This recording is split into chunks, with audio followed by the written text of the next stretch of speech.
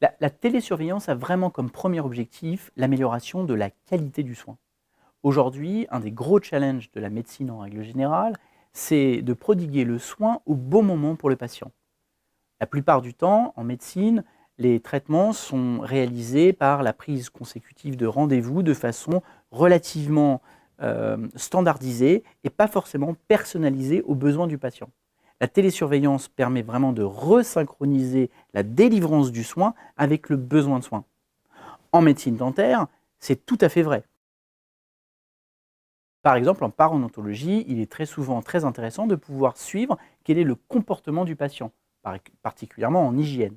Si le patient ne suit pas les conseils du professionnel de santé, la télésurveillance permet vraiment d'être proactif sur le comportement et de pouvoir prodiguer des conseils, voire initier des rendez-vous pour corriger le tir.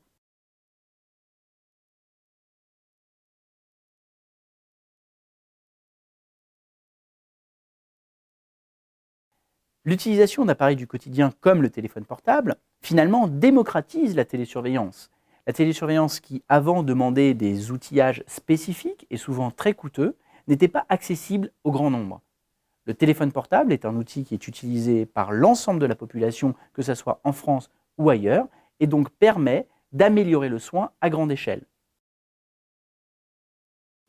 L'accélération aujourd'hui de l'avancée des technologies dans les téléphones portables font que les capteurs qui permettent l'acquisition des données médicales utilisées dans le cadre de la télésurveillance rendent aujourd'hui leur utilisation comparable, voire équivalente à l'utilisation d'appareillages plus professionnels dans le cadre d'un cabinet.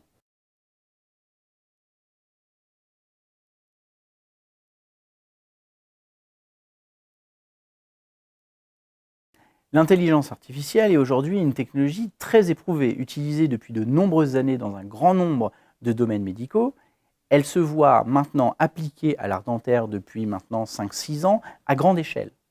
Ce sont des technologies validées, certifiées par un grand nombre d'organismes, que ce soit en Europe ou aux États-Unis. L'intelligence artificielle dans le domaine du dentaire a vu son utilisation s'étendre, aujourd'hui par exemple en parodontologie et plus récemment par exemple dans le suivi des patients en situation de dépendance.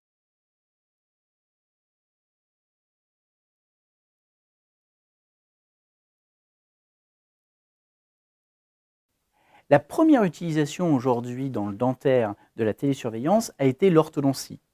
Cette utilisation se voit maintenant étendue à des domaines comme la parodontologie ou la surveillance des personnes en état de dépendance dans les EHPAD ou dans les centres pour personnes handicapées.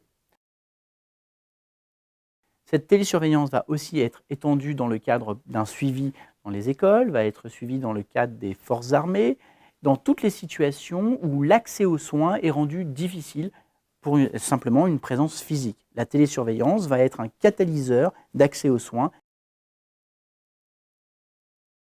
La télésurveillance va donc améliorer la prise en charge du patient.